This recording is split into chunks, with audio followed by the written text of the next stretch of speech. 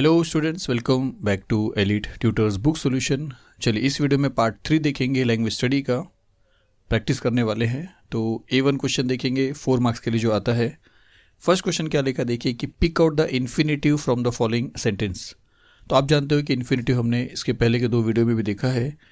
तो इन्फिनेटिव पहचानने के लिए TO2 जो है वो आपको देखना पड़ता है एक वर्ब के पहले।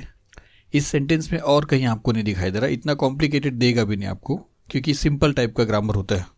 तो यहाँ पे क्या लिखा देखिए, I have been asked to bring back a vaccine for a horse. तो टू ब्रिंग है तो ये आपका इन्फिनेटिव है, तो यहाँ पे हम लिखेंगे टू ब्रिंग। सिर्फ आंसर लिखना स्टूडेंट्स। आपने कमेंट में पूछा था कि आपको क्वेश्चन लिखना है, तो आपको क्वेश्चन बिल्कुल कहीं पे नहीं लिखना है, क्वेश्चन नंबर आपको बहुत प्रॉपरली लिखना है, ये चीज़ ज़रूरी है।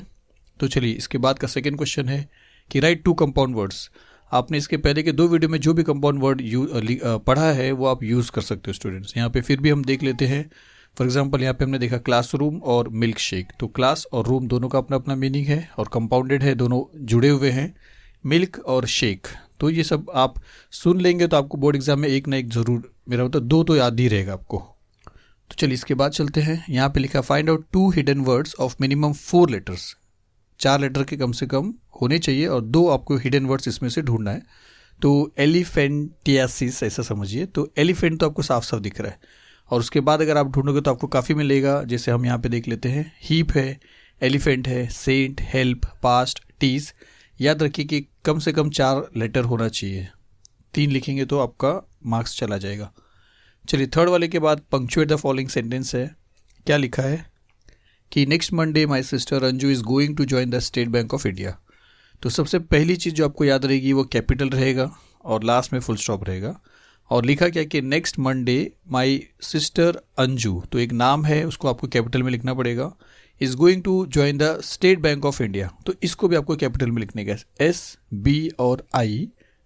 इंडिया के लिए तो आपको अच्छी तरह जानते हो। और यहाँ पे मंडे भी आप लिख लीजिए। तो नेक्स्ट मंडे रुकते हो आप, फिर बोलते हो। तो next Monday my sister Anju is going to join the State Bank of India. तो नेक्स्ट मंडे के बाद जब आप रुकते हो तो आपको एक कॉमा पुट करना पड़ेगा। तो हम इसको इस तरह लिखेंगे कि next Monday comma my sister Anju is going to join the State Bank of India और लास्ट में फुल स्टॉप। चलिए इसके बाद देखते हैं identify the type of sentence. देखिए टाइप ऑफ सेंटेंस के लिए मैंने आपको बोला था, जैसे हमने मराठी ग्रामर में देखा था 4 टाइप के सेंटेंस होते हैं, या नेगेटिव और पॉजिटिव भी देख लेंगे अगर अफर्मेटिव भी। तो यहाँ पे आपको 4 टाइप ही समझिए। यहाँ पे एक तो समझिए इंटरोगेटिव, जब कोई क्वेश्चन है। फिर अगर कोई ऑर्डर है तो आप इम्परेटिव समझिए। और अगर सिंपली कोई चीज़, जैसे हमने सिंपल मीनिंग देखा था उसके अंदर विधानार्थी, असर्टिव, तो उसको आप असर्टिव भी बोल सकते हो या डिक्लेरेटिव बोल दीजिए। डिक्लेरेटिव ज़्यादा सही है, क्योंकि कोई भी सेंटेंस अगर हम बोलते हैं, अगर वो कोई क्वेश्चन नहीं है, वो कोई कमांड नहीं है, वो कोई एक्सक्लेमेटिव या एक्सक्लेमेशन मार्क नहीं है, कोई शॉकिंग या कोई सरप्राइजिंग चीज़ नहीं है, और वो एक सिंपली प्रेजेंट किया गया है, तो वो एक डिक्लेरेटिव सेंटेंस होता है। जैसे यहाँ पे लिखा कि we will not tolerate this, तो आप नेगेटिव बोल सकते हो, लेकिन उससे बेस्ट यहाँ पे 4 टाइप में आपको क्या क्या लेना है। इम्परेटिव अगर कोई ऑर्डर है, इंट्रोगेटिव अगर कोई क्वेश्चन है, और एक्सक्लेमेटरी अगर कोई एक्सक्लेमेशन मार्क है या कोई ऐसा फीलिंग यहाँ पे एक्सप्रेस किया गया है, और नहीं तो सिर्फ आप डिक्लेरेटिव बोलिए। जैसे इस केस में हम इसको बोलेंगे डिक्लेरेटिव, कि क्योंकि सिंपली एक स्टेटमेंट फ्रेम किया है, तो इसका आंसर हम लिख देंगे कि इट इज़ डिक्लेरेटिव सेंटेंस। या सिर्फ आप ऐसे लिखेंगे जैसा है, सिर्फ आपको आंसर लिखना है। चलिए एक सेट यहाँ पे फिनिश होता है, 3 सेट आपको और करना है। वीडियो में 4 सेट है टोटल। तो चलिए दूसरा सेट जो है वो ये है। यहाँ पे आपको बोला है spot the error and correct the sentence. तो क्या लिखा देखिए कि everyone have seen that movie. तो अगर मैं आपसे रिक्वेस्ट करूँ कि टेंस का जो वीडियो है अगर वो देखते हो तो आपको एटलीस्ट बहुत हेल्प होगा ज़रूर सेंटेंस में। हैव जब आता है स्टूडेंट्स, तो यहाँ का जो भी सब्जेक्ट होता है वो प्लूरल होना चाहिए। जैसे दे अगर आप यूज़ करोगे तो हैव आएगा, वी अगर हम यूज़ करेंगे तो हैव आएगा।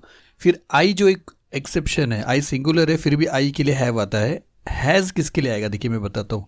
ही रहेगा, किसी का नाम रहेगा मेल, और शी रहेगा, फीमेल नाम रहेगा, या इट रहेगा, कोई चीज़ रहेगा, तो हैज़ आता है।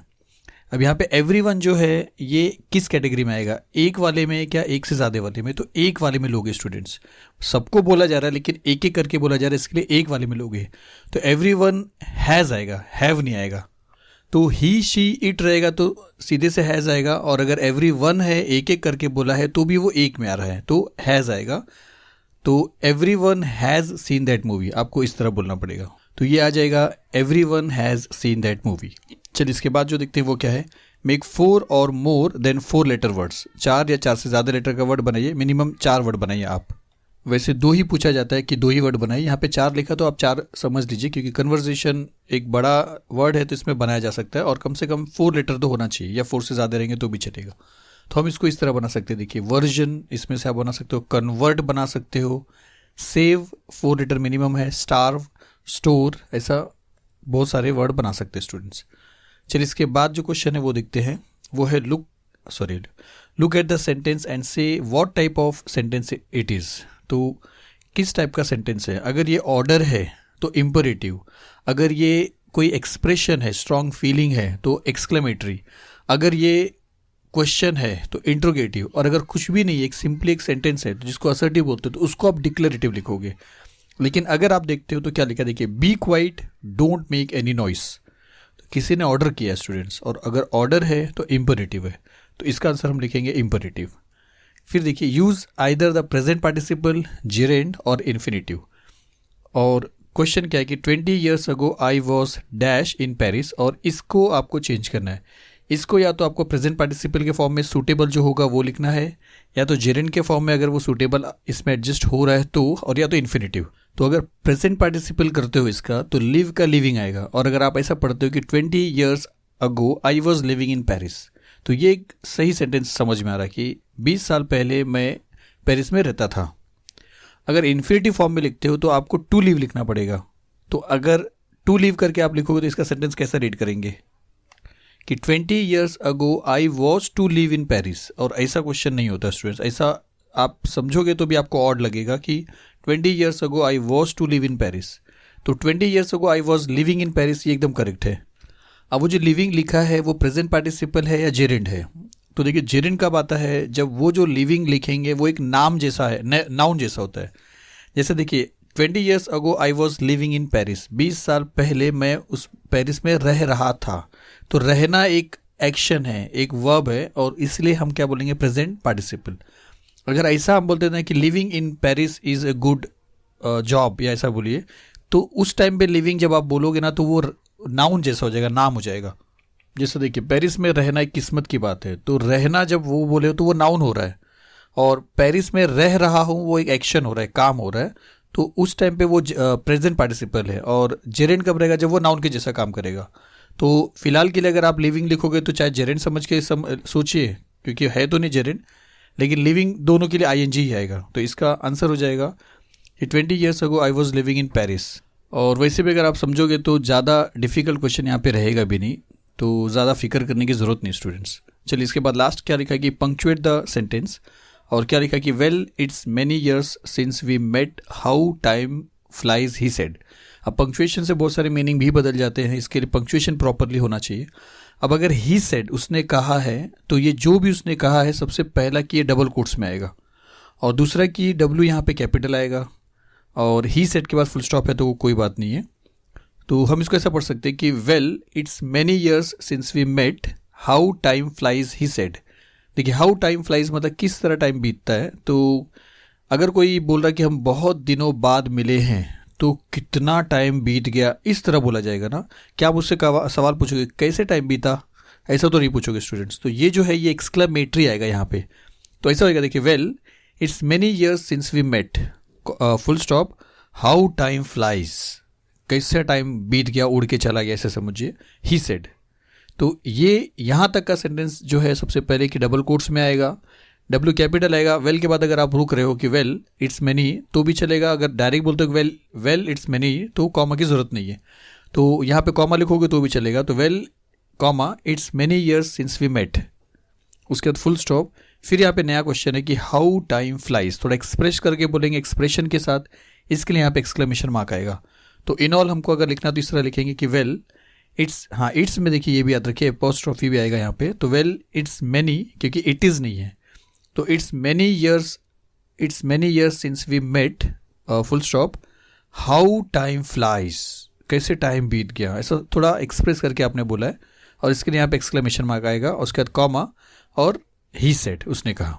तो ये थोड़ा आप समझते रहिए। आप पूरा अगर नहीं लिख पाते हो, जितने भी पंक्चुएशन मार्क लिखोगे तो भी आपको मार्क्स दिया जाएगा स्टूडेंट्स। चलिए इसके बाद ये वाला सेट यहाँ पे फिनिश होता है। थर्ड सेट शुरू करते हैं। तो ये है थर्ड सेट। देखिए इसमें क्या है, spot the error and correct the sentence. आप जानते हो कि यहाँ पे ग्रामेटिक मेरा मतलब टेंस वाला मिस्टेक रहेगा। तो क्या लिखा है कि it take me a hour to reach the temple. तो सबसे पहले तो आर है, एच साइलेंस है और वो वोवेल से शुरू हो रहा है, तो आप उसके पहले एन लिखोगे। तो it take me an hour to reach the temple, ये पहला एन जो यूज़ करोगे वो है। फिर देखिए टेक, टेकिंग, टेक्स, टुक, टेकन, ये सब जो देख रहे हो इसका जो चेंज हो रहा है, उसमें अगर वे इट आ रहा है, इट, तो एक चीज़ के लिए आ रहा है। जैसे मैंने इसके पहले बताया था कि ही, शी, इट रहता है तो हैज़ आया था एस वाला, उसी तरह डज आता है, उसी तरह टेक्स आता है, उसी तरह स्पीक्स आता है, उसी तरह सिंग्स आता है। अगर ये सब मैंने टेंस के वीडियो में बनाया है स्टूडेंट्स। तो टेक्स आएगा स्टूडेंट्स, इट रहेगा तो नहीं। अगर दे रहता था या वी रहता था, वी देखिए ऐसा नहीं, वी तो आएगा नहीं यहाँ पे।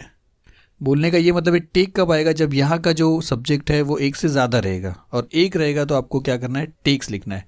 तो it takes me an hour to reach the temple, तो आपको इस तरह लिखना है कि it takes me an hour to reach the temple. चलिए इसके बाद सेकेंड देखते हैं।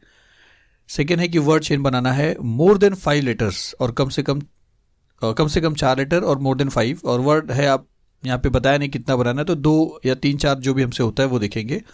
5 लेटर से ज़्यादा का बनाइए और कम से कम तो 4 लेटर ज़रूर बनाइए। तो चलिए इतना है। गवर्नमेंट है, यहीं से शुरू मिलेगा। मेंटल आपको यहाँ से मिल जाएगा, मेंटल। इंटरनल आपको मिल सकता है यहाँ पे, गवर्न मिल सकता है, ऐसे बहुत सारे और भी वर्ड मिल सकते हैं आपको। चलिए थर्ड क्वेश्चन देखते हैं। आइडेंटिफाई द सेंटेंस या types of sentence. Don't speak in class, कोई आके सवाल नहीं कर रहा है, कोई आके रिक्वेस्ट नहीं कर रहा है आपसे, कोई आके एक्सक्लेमेशन यानी एक्सप्रेस नहीं कर रहा है, कोई आके ऑर्डर दे रहा है कि don't speak in class, class में बोलो मत। तो एक ऑर्डर है तो इम्परेटिव हो गया, तो इसका आंसर आ जाएगा इम्परेटिव सेंटेंस। चलिए इसके बाद है यूज़ प्रेजेंट पार्टिसिपल, जेरेंड या इन्फिनेटिव, और अटेंड का यूज़ करना है। तो the king sent his physician attending to him, ये नहीं हो सकता स्टूडेंट्स। जेरेंड भी अगर आप बोलोगे तो कोई सब्जेक्ट जैसा हम अटेंडिंग यहाँ पे यूज़ भी नहीं कर सकते हैं। अगर इन्फिनेटिव के फॉर्म में लिखेंगे और टू करके यूज़ करेंगे, क्योंकि इन्फिनेटिव में टू आप यूज़ करते हो, तो the king sent his physician to attend to him, मतलब उससे मिलने के लिए भेजा है या उसका हालचाल लेने के लिए भेजा है। तो the king sent his physician to attend to him, sentence बोलने में भी आपको अप्रोप्रिएट लगेगा कि the king sent his physician to attend to him. Attending him नहीं आ जाएगा स्टूडेंट्स। तो ये पढ़ते पढ़ते भी आपको समझ में आएगा। तो यहाँ पे हम लिखेंगे कि the king sent his physician to attend to him. इसके बाद है punctuate the following sentence. Here comes someone running, said the hermit. अब देखिए सेट द हर्मिट, तो इसके पहले ये दोनों भी, सॉरी यहाँ तक पूरा भी है जो डबल कोट्स में आ ही जाएगा, फिर कॉमा आ जाएगा और सेट द हर्मिट, और हियर में एच कैपिटल आ जाएगा, और कुछ भी नहीं करेंगे क्योंकि एक ही सेंटेंस है कि हियर कम्स समवन रनिंग। तो इसको इस तरह लिखेंगे कि here comes someone running, double quotes में कॉमा, सेट द हर्मिट। तो थर्ड यहाँ पे फिनिश हो रहा है। एक लास्ट वाला सेट और देखते हैं। तो चलिए लास्ट सेट है, यहाँ पे फिर से एक वही क्वेश्चन है, spot the error and correct the sentence. Eyes take a big chance, eyes take a big chance, ऐसा कभी सुना भी नहीं होगा स्टूडेंट्स। आई इज तो कभी नहीं आता, आई एम आता है। तो एक मिस्टेक यहाँ पे इज की जगह पे एम आएगा, तो आई एम। तो I am take a big chance, ऐसा भी बोलोगे तो आपको थोड़ा खुद ही अजीब लगेगा। और अगर आप ऐसा बोलते हो कि I am taking a big chance, मैं एक बड़ा चांस ले रहा हूँ, तो सही है। तो I am taking a big chance ऐसा आएगा। तो I am taking a big chance. फिर देखिए form words from the letters of the word given. Minimum 4 words आपको बताना है, 4 लेटर या उससे ज़्यादा। तो सोल्जरिंग है, अब इससे आप बहुत सारी चीज़ बना सकते हो। तो सोल्ड है, सोल्जर है, रिंग है, सॉलिड है, गोल्ड है, बना सकते हो स्टूडेंट्स। चलिए identify the sentence. Shut your mouths and stay quiet. सीधा सीधा है कि ये एक ऑर्डर है और आप रुको नहीं, इंपरेटिव सेंटेंस बोल दो। फिर देखिए यूज प्रेजेंट पार्टिसिपल बोलिए या इन्फिनेटिव या gerund. I told you to throw या थ्रोइंग, तो I told you throwing the parcel away नहीं, I told you to throw the parcel away. एकदम फिट हो रहा है ये कि मैंने तुमसे कहा कि फेंक दो पार्सल को दूर, तो I told you to throw the parcel, मैंने तुमसे कहा था कि तुम फेंक दो इसको, तो आप ऐसा लिखोगे कि टू टोल्ड, तो यहाँ पे आ जाएगा I told you, sorry to throw, I told you to throw the parcel out, away है, यहाँ पे आउट लिख दिया, अवे लिखना है आपको। चलिए फिर पंक्चुएट द सेंटेंस है, she asked me why did you not come earlier. अब देखिए उसने मुझसे पूछा, कहा, पूछा, उसके बाद जो भी रहता है वो डबल कोट्स में रहता है, तो she asked me comma double quotes यहाँ से यहाँ तक शुरू होएगा, लेकिन अंदर जो उसने कहा है वो खुद एक क्वेश्चन है कि why did you not come earlier, तो यहाँ पे आ जाएगा क्वेश्चन मार्क। तो हम इसको इस तरह लिखेंगे, थोड़ा सा ऊपर कर दिया है कि she asked me why did you not come earlier, और एक बार आप क्वेश्चन मार्क लिखते हो तो आगे फुल स्टॉप की ज़रूरत नहीं पड़ती स्टूडेंट्स, ये भी आप याद रखिए। तो चलिए यहाँ पे हमारा 4 सेट है जो फिनिश हो गया है। आप प्रैक्टिस करते रहिए, आपका 4 मार्क्स बनते रहेगा। इसके बाद जैसे ये पूरा कंप्लीट हो जाएगा, 1-2 वीडियो अगर और लगता है तो वो भी प्रेजेंट करने के बाद अगर ये पूरा ख़त्म हो जाता है तो A1 के बाद हम A2 वाला जो है वो क्वेश्चन चालू करेंगे 4 मार्क्स के लिए, फिर हम क्वेश्चन नंबर 1 का B चालू करेंगे जो 2 मार्क्स का रहेगा। तो चलिए अगर आपको वीडियो पसंद आ रहा है, समझ में आ रहा है तो लाइक करिए, कमेंट्स भी करते रहिए, सब्सक्राइब अगर नहीं किया तो प्लीज़ सब्सक्राइब करिए। चलिए मिलते हैं अगली वीडियो में। Thank you very much.